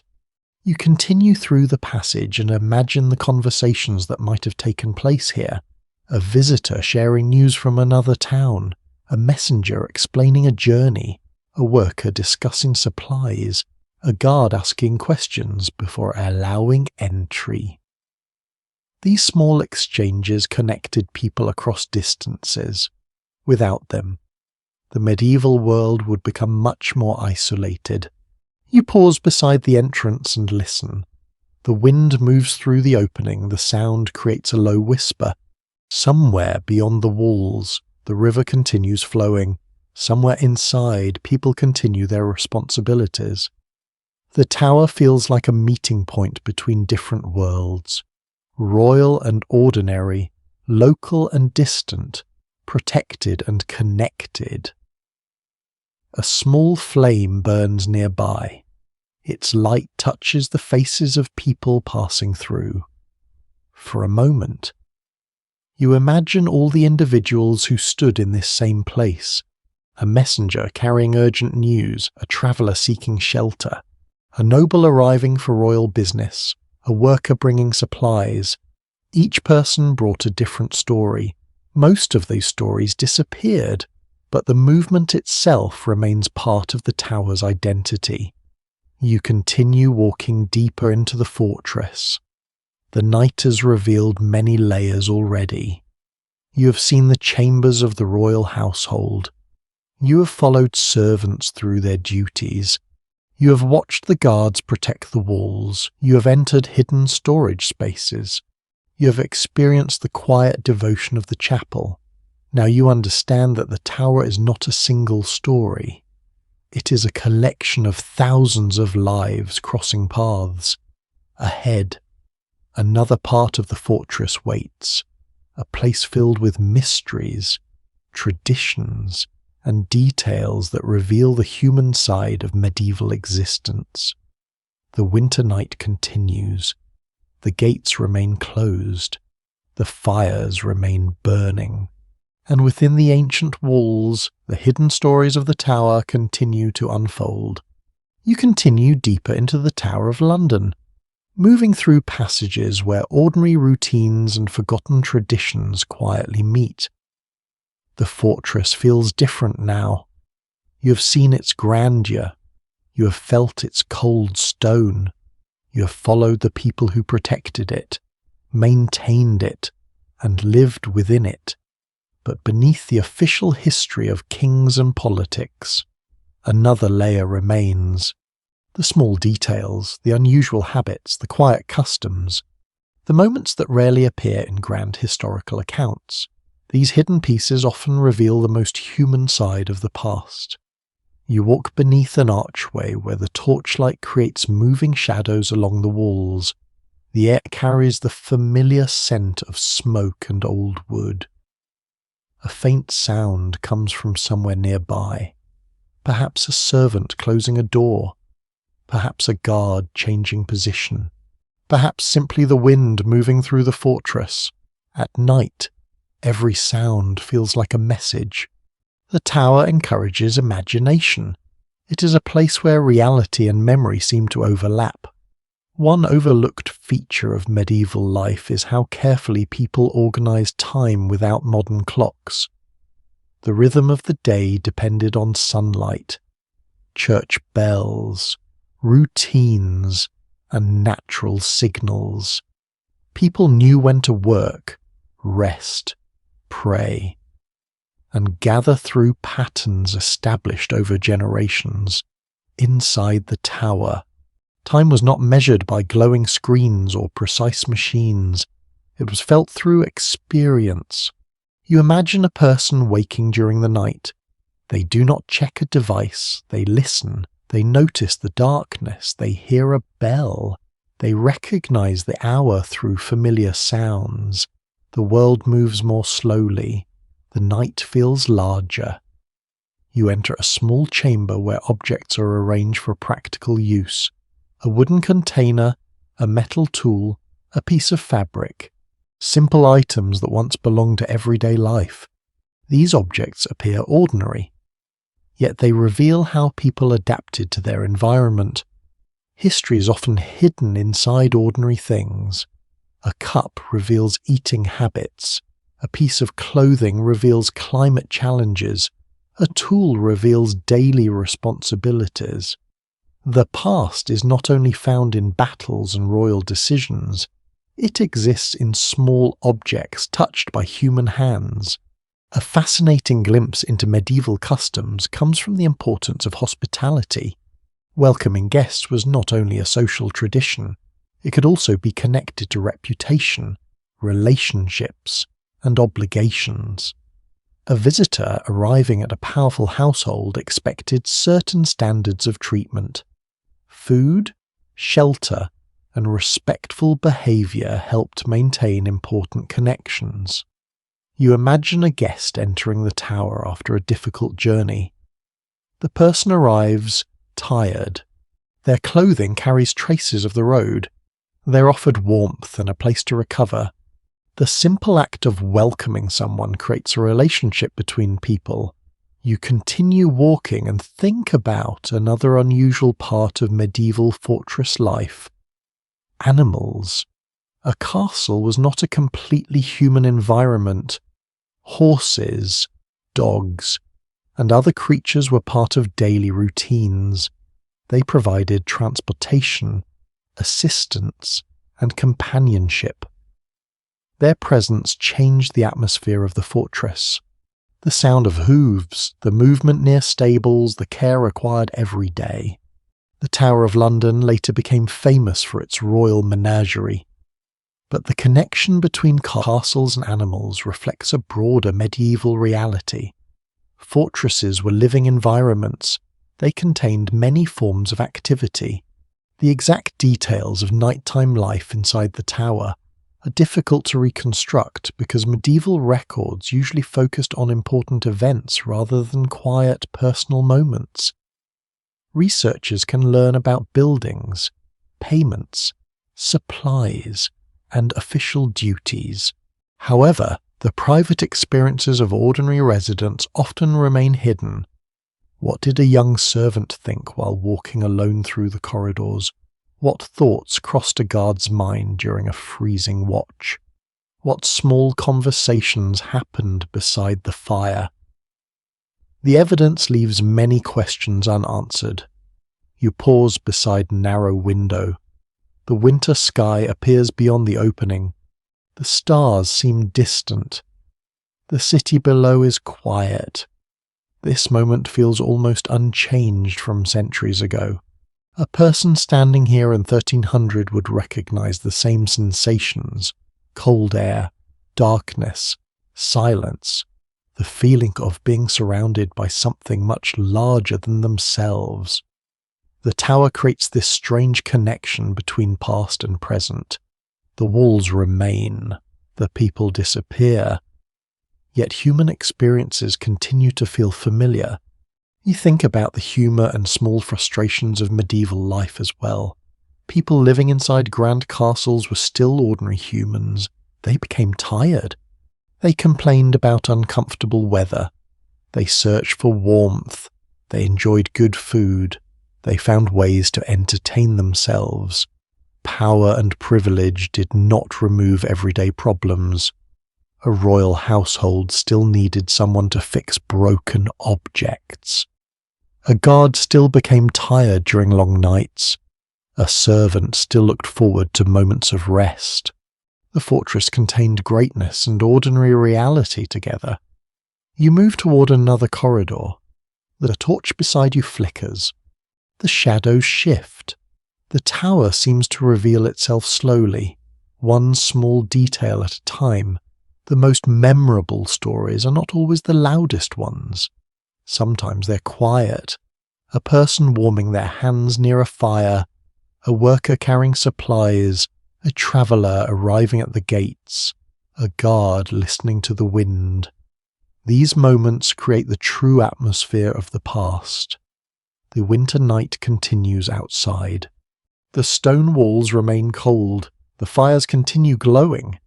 The people inside continue living their separate lives, and as you walk through the hidden corners of the tower, you begin to understand something important.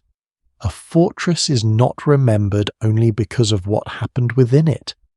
It is remembered because people filled it with their hopes, worries, routines, and dreams. The tower still stands because countless human stories passed through its halls. Many were never written down, but they were lived. The winter night inside the Tower of London has now reached its quietest point. The hours after midnight feel different from the beginning of the evening. The excitement of arrivals has disappeared. The conversations in the Great Hall have ended. The kitchen fires have become smaller. The fortress has entered a slower rhythm. You walk through the corridors carefully, listening to the sounds that remain. A distant footstep, the soft movement of fabric, the occasional crackle of a fading fire, the wind passing through narrow openings in the walls. The tower seems almost asleep, yet it never becomes completely still. A medieval fortress survives through constant attention. Even during the deepest hours of darkness, someone is always awake, someone is always responsible. You pass a small room where a servant rests after completing many tasks. The person sleeps near the place where they work because medieval households often organize living arrangements around duties and responsibilities. Life inside a powerful residence creates a close connection between work and personal existence. The people who maintain the tower are never far from the world they support. You imagine the slow movement of time during these hours, without bright lights or constant activity.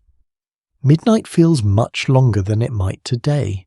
A person waiting for a morning experiences every hour differently. The darkness becomes something physical. The cold becomes more noticeable.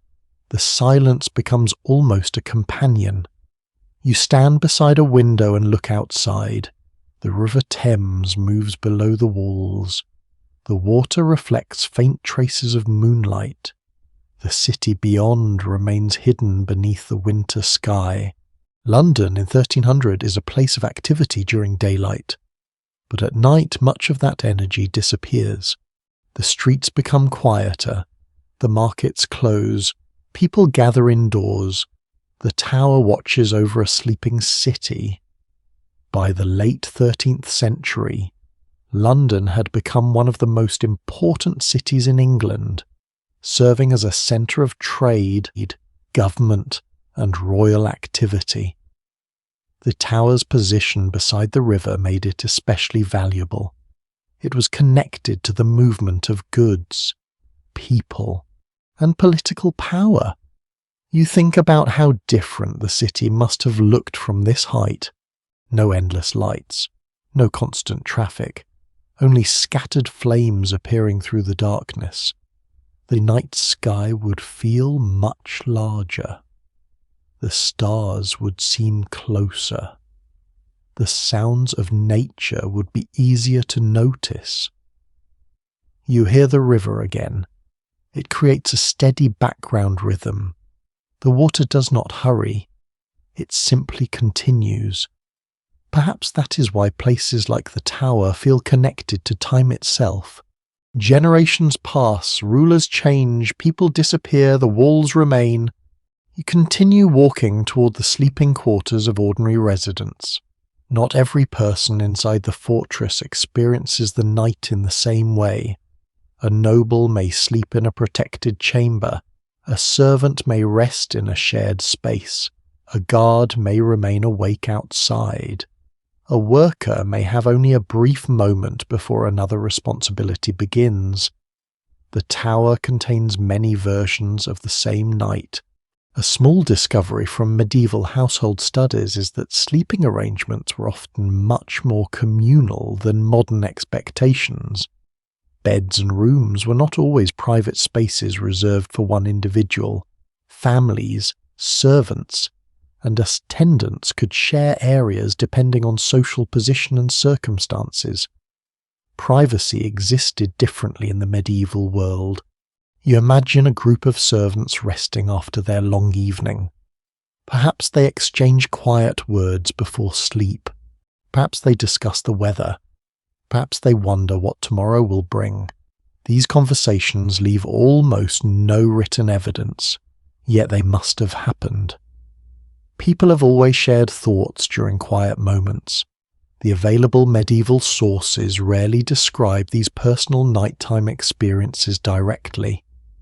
Historians interpret daily routines through household records, architecture, and surviving objects, but many emotional details remain unknown.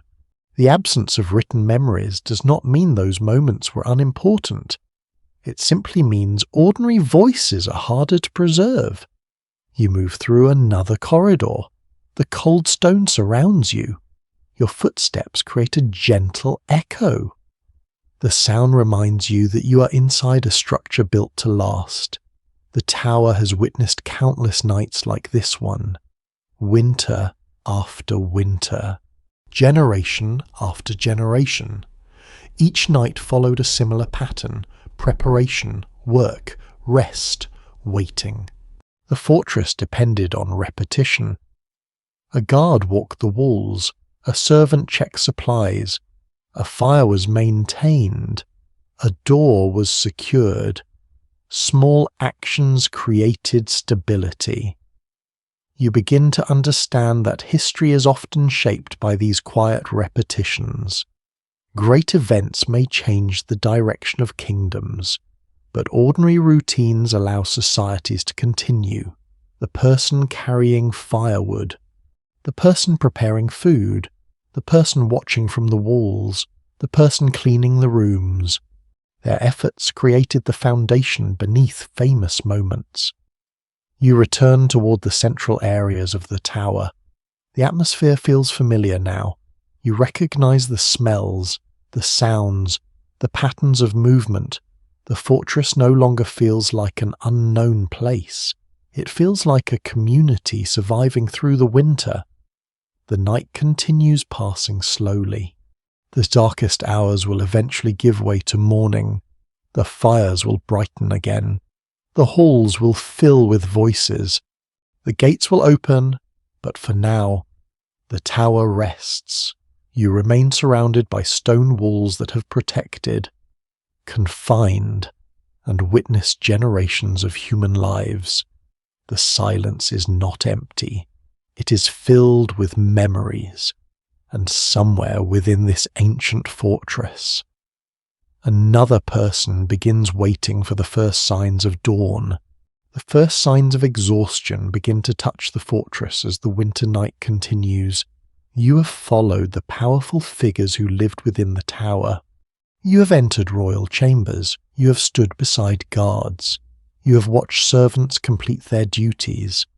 Now your attention turns toward the people whose names rarely appear in grand accounts, the ordinary residents, the workers, the individuals who fill the tower with everyday life. You walk through a quieter section of the fortress where simple routines once unfolded. The rooms here do not represent royal authority. They represent daily existence, a place to rest after work, a corner to store belongings, a small area where someone could find a few moments of peace. The air feels cooler. The fire is smaller. The atmosphere is more practical. You imagine the people who lived and worked here. A servant who spent the day carrying supplies, a craftsman repairing equipment, a worker maintaining the buildings, a messenger waiting for another journey. Their lives were connected to the tower, but their experiences were very different from those of the royal household. Medieval society was built through layers of responsibility. Every person had a role. Every role contributed to the larger system. The tower depended on people performing tasks that were often invisible. The surviving documents from royal households show detailed lists of payments, supplies, and positions, revealing how many different occupations were necessary to maintain a major fortress. A royal residence was not operated by a few individuals. It required a network of workers with different skills. You pause beside a small workspace. Perhaps someone once repaired clothing here. Perhaps tools were arranged on this surface. Perhaps a person sat beside a candle during the evening, finishing work before sleep. These moments are easy to overlook because they seem ordinary. Yet ordinary moments are where most human lives actually happen. History often remembers decisions made by rulers. It remembers battles. It remembers dramatic events. But daily life continues through quieter actions. You think about the worker who carried water through the cold, the person who prepared food before dawn, the individual who cleaned the same rooms repeatedly. These tasks rarely created famous stories. They created stability. A lesser-known aspect of medieval communities is that skilled workers could sometimes hold respected positions within large households. A person's status was not determined only by whether they served someone more powerful. Knowledge and ability could create importance. A skilled craftsman, cook, or administrator possessed expertise that others depended upon. You imagine a person responsible for maintaining equipment inside the tower. Their hands understand materials. Their experience helps prevent problems. Their knowledge protects the fortress in a different way from the soldiers on the walls. Strength is not always visible. Sometimes it appears through careful work repeated every day. You continue walking and notice how close people live together. The tower was not designed around modern ideas of private spaces. Rooms often had multiple purposes. Work and rest existed near each other. People heard one another. They shared sounds. They shared warmth. They shared the challenges of winter. This closeness created both connection and difficulty. The medieval world valued community because survival often depended on cooperation. At the same time, constant proximity meant people had limited personal separation. Historians interpret medieval living conditions in different ways because the surviving evidence shows both hardship and adaptation. Some emphasize the difficult physical realities of crowded spaces and demanding labor. Others highlight the strong social networks that helped people manage those challenges. The truth likely included both experiences. You imagine the end of a worker's day. The person returns from duties. Cold air follows them through the doorway. They remove heavy clothing. They warm their hands near a small fire. They speak briefly with others nearby. The moment is simple, but it contains everything needed to understand human life. A person seeking comfort. A person needing rest. A person hoping tomorrow will be manageable. The tower is often associated with royalty and famous prisoners. However, thousands of ordinary individuals passed through its spaces over the centuries. They built its routines. They maintained its appearance. They created its atmosphere. Without them, the fortress would have been only stone. You move toward another corridor and hear a faint sound from above. The wind passes across the upper walls. The guards continue their patrol. The connection between ordinary workers and those protecting the fortress becomes clear. Everyone depends on everyone else. The guard needs supplies. The royal household needs servants. The workers need protection. The fortress functions because these separate lives connect. The medieval world was not a collection of isolated individuals. It was a network of relationships. You look at the stone around you. Every surface contains evidence of human effort. Someone shaped these blocks. Someone repaired damaged areas. Someone cleaned these floors. Someone carried materials through these passages. The physical tower exists because countless hands contributed to it. The personal stories of many workers remain unknown because ordinary people left fewer written records than kings and officials. Researchers can study objects, buildings, and administrative documents. But individual voices are often missing. Yet the absence of names does not mean the absence of importance. The people without recorded histories still shape the world around them. You continue through the quiet fortress. The night is slowly beginning to change. The darkness feels less endless.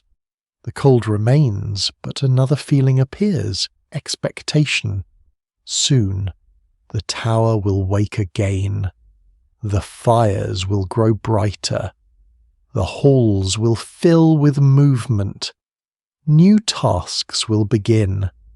But before morning arrives, you carry with you a deeper understanding of the people who truly kept the fortress alive. Not only kings, not only soldiers, but everyone who worked, waited, carried, repaired, prepared, and endured. The tower remembers them through its very existence. You walk toward the upper areas of the tower once more, where the first hints of the outside world begin to return. The fortress no longer feels like a separate island of stone after everything you have witnessed. You understand that the tower exists because of its connection to the world beyond its walls. The people inside depend on London. London depends on the tower. The relationship between fortress and city has shaped both for centuries. You stand near a narrow opening and look outward. The winter air touches your face. Below you, the River Thames moves slowly through the darkness. Even at night, the river remains important. It carries movement. It carries trade. It carries the connection between different places. The tower's position beside the Thames was one of the reasons it became such an important royal site. Its location allowed the monarchy to maintain a strong presence near the centre of English political and economic activity. You imagine London in the year 1300. The city is not the vast modern landscape that surrounds the tower today. It is a medieval city filled with narrow streets, timber buildings, workshops, churches, markets, and crowded neighbourhoods. The sounds are different. The smells are different. The pace of life is different. Yet the city is full of energy.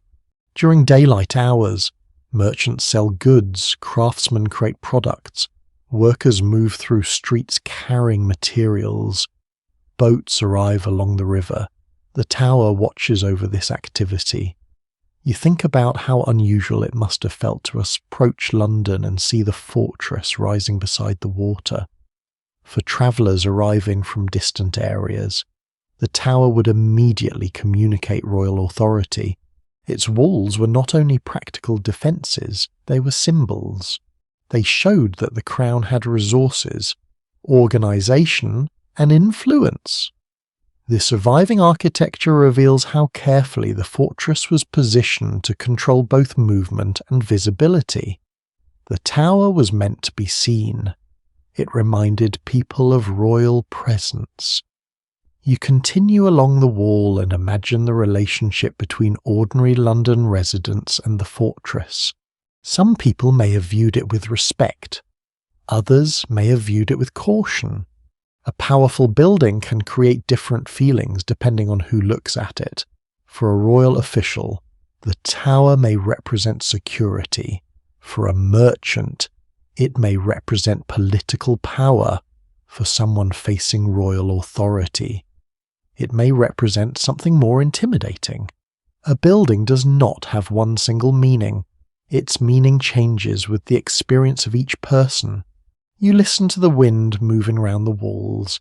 It carries faint traces of the city below, the smell of the river, the sounds of distant activity, the movement of people preparing for another day. The fortress and city are not separate worlds. They are connected through countless exchanges. Food enters, messages leave, workers arrive, visitors pass through. The tower depends on the surrounding society. A small but revealing detail about medieval cities is how closely different activities existed together. Homes, workshops, religious buildings, markets, and government spaces were often located near one another. Daily life was not divided into separate zones as clearly as many modern cities are. People experienced many aspects of life within walking distance. You imagine someone living in London during this period. Their day might involve buying supplies near a market, passing a church, hearing news from travellers, and seeing the tower's walls in the distance. The fortress would simply be part of the landscape of their life. The medieval city and the royal stronghold existed in constant conversation. The evidence from medieval London allows historians to understand many aspects of trade, government, and urban development. However, the personal relationship ordinary citizens had with the tower remains harder to measure. Written sources often focus on official events and important figures. The feelings of everyday people toward the fortress are rarely recorded directly. You wonder what a child walking beside the tower might have thought. Perhaps the walls seemed enormous. Perhaps the guards seemed mysterious. Perhaps the towers created a sense of wonder. Small personal reactions like these disappear quickly through time, yet they are part of the human story. You continue through the fortress and return to the quieter interior spaces. The contrast between the city outside and the enclosed world inside becomes clearer. Beyond the walls, thousands of people continue their lives. Within the walls, a smaller community follows its own routines. Both worlds depend on each other. The tower needs the city's resources. The city must acknowledge the presence of royal power. This relationship creates a balance between connection and separation. You think about winter once again. The season affects both the fortress and the city. Cold weather changes travel. It influences food supplies. It affects work patterns. People adapt according to the conditions around them. The residents of London and the people inside the tower share the same winter sky. They experience the same cold winds. They depend on the same river. They simply live different versions of the same season. You pause and look across the landscape. The night is beginning to lose some of its darkness. The first signs of morning are still distant, but the feeling has changed. The long hours are passing. The fortress has survived another winter night, not through strength alone, through cooperation, through preparation, through connection. The Tower of London remains famous because of kings, battles, and dramatic events. But its deeper story is about relationships, a fortress beside a river, a city beside a fortress, people connected through work, trade, and daily life. The stones tell part of the story, the people complete it. You begin walking back toward the central areas of the tower. Soon, the first light will touch the walls, the guards will complete their watch, the servants will begin new tasks, the city will awaken, and the ancient fortress will return to another ordinary day. The darkness above London begins to soften.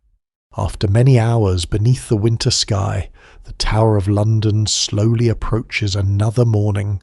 You stand near the upper walls and notice the smallest changes. The black sky becomes lighter. The cold air feels different. The silence begins to break. A new day is arriving. The fortress that rested through the night is preparing to wake. You feel the winter breeze moving across the stone. It carries the scent of damp earth, smoke from remaining fires, and the distant river flowing beside the walls. The first sounds return gradually. A bird calls somewhere beyond the fortress. A door opens inside the courtyard. A guard speaks quietly to another watchman. The tower begins its daily rhythm again. The long winter night has passed. You look back across the places you have visited, the royal chambers where warmth and status existed together, the great hall where people gathered, the kitchens where preparation created survival, the lower spaces where supplies were protected, the chapel where people searched for peace, the walls where guards remained awake. Each part of the fortress contributed to the same story. The tower was never only a building, it was a living environment. By the early 14th century, the tower had already become one of the most recognizable symbols of royal authority in England. Its role extended beyond defense. It served as a residence, administrative center, and secure location connected with the monarchy. The people who entered its gates understood they were entering a place with great importance. You imagine the first workers arriving after the night. They do not pause to admire the history around them. They begin their responsibilities. A fire needs attention. Supplies need checking. Rooms need preparing. Animals need care. Messages need delivery. The ordinary cycle begins again. This is one of the most interesting parts of historical places. The people who lived there did not know they were creating history. They were simply living. They were completing tasks. They were solving problems. They were experiencing another winter day. You walk through the courtyard as morning light touches the stones. The fortress appears different now, at night. It felt mysterious and almost endless. In daylight, its practical nature becomes clearer. You can see the pathways, the buildings, the entrances, the spaces where people moved. The tower transforms with the changing light. A forgotten habit from medieval mornings was the importance of beginning the day according to natural rhythms, without modern schedules controlling every moment. People often organized activities around daylight, church routines, and practical needs. The arrival of morning was not only a change in brightness, it was the beginning of work. You imagine the first conversations of the day, a servant explaining what needs to be completed, a guard reporting what happened during the night, a worker preparing tools, a royal official reviewing messages.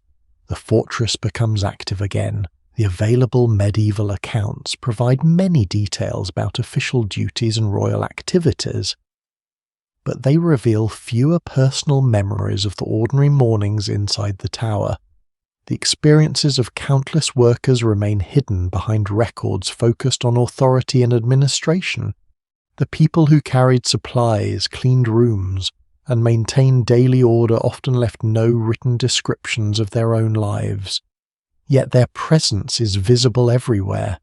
It exists in the structure itself. It exists in the routines that allowed the fortress to function. You place your hand against the cold stone once more. The surface feels unchanged. The same walls that surrounded the people of 1300 still stand. They have witnessed countless mornings. They have seen rulers come and go. They have watched London transform. But each day begins in a similar way. People wake, people work, people continue. The morning light spreads across the courtyard. The winter air remains cold, but the feeling has shifted. The night was about endurance.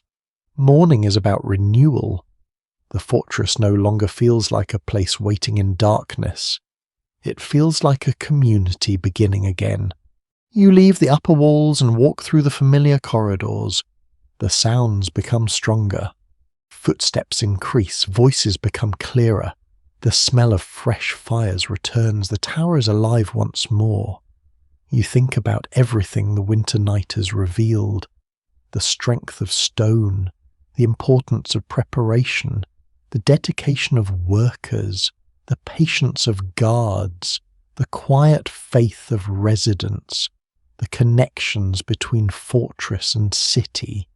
These details create a picture far richer than a simple story about a castle. A castle is not only made from towers and walls, it is made from people, their choices, their habits, their struggles, their hopes. The first light continues spreading across London. The River Thames reflects the morning sky. The gates prepare to open. Another day begins inside the ancient fortress, and soon you will step away from this medieval world carrying the memory of a single winter night in the Tower of London. A night filled with cold air, flickering fires, quiet footsteps, and thousands of forgotten human moments. You take one final walk through the Tower of London as the winter morning fully arrives. The darkness has disappeared. The candles that guided people through the night become less important as daylight enters the fortress. The fires continue burning, but they no longer fight against complete darkness. The stone walls glow softly beneath the pale winter sun. The tower feels different now. You no longer see only a powerful fortress. You see a place filled with ordinary human experiences. You see the servant carrying wood through cold corridors. You see the guard standing alone beneath the night sky.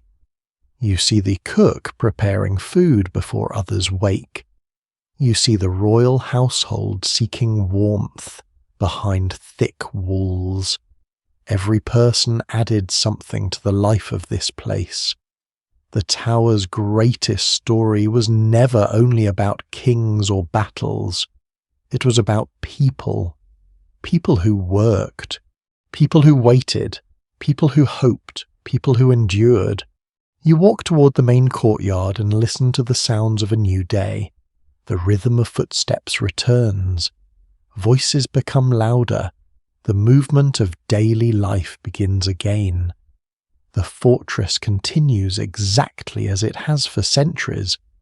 A small detail often missed when imagining medieval castles is that most people who lived and worked inside them were not involved in dramatic events. Most days were ordinary. Most hours were spent completing familiar tasks. The past was usually quieter than legends suggest. The real history of the tower exists in these simple moments. A person warming their hands beside a fire, a worker preparing supplies, a guard watching the horizon, a family sharing a meal, a traveller finding shelter after a difficult journey. These small scenes created the human world behind the famous walls. The medieval sources that describe the tower often focus on rulers, political events, and official activities. Because of this, many personal stories remain unknown. Different historians have approached the fortress from various perspectives, with some emphasizing its role as a symbol of royal authority, while others focus on the experiences of the people who maintain daily life within it. The complete picture is much larger than any single interpretation. The tower was both powerful and personal. It represented the authority of the crown. It also contained countless private moments that were never recorded. You walk beside the river one last time.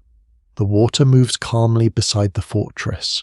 The same river that carried supplies, travellers, and messages during the medieval period continues flowing today. The landscape has changed. The city has changed. but the relationship between people and this place remains fascinating. A fortress is often remembered because of its walls, yet walls are only the beginning of a story. The true meaning comes from the lives that pass through them.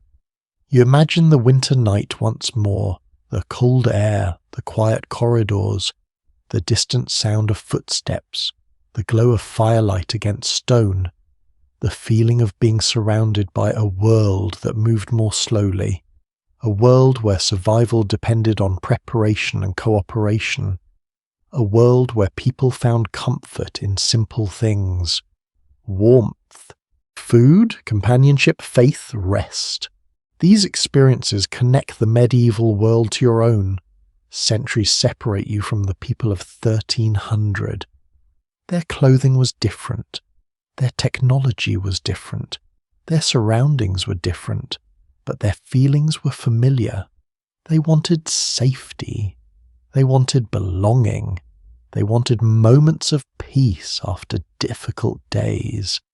That is why the tower remains more than an ancient building.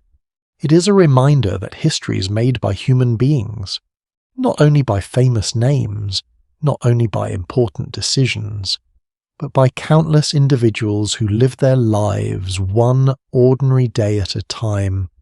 The winter morning becomes brighter. The fortress stands quietly beside the river. You begin walking away from the tower, leaving behind the chambers, halls, and corridors that carried you through the night. The sounds slowly become distant. The stone walls remain behind you. The cold air becomes softer. You remember the journey. You remember the hidden lives within the fortress. You remember that even the strongest structures depend on fragile human effort. And as you leave, the tower no longer feels like a silent monument.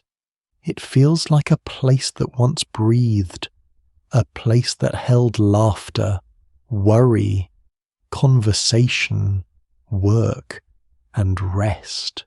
A place where people woke each morning and continued their lives beneath the shadow of enormous stone walls. Now, as your journey through the winter night comes to an end, allow the image of the tower to become quieter. Imagine the courtyard emptying. Imagine the river flowing peacefully beside the walls. Imagine the last traces of candlelight fading as morning takes over. The fortress rests beneath the gentle winter sky. The world outside grows calm. The sounds become softer, your footsteps slow. The cold stone, once harsh and unfamiliar, becomes a peaceful memory.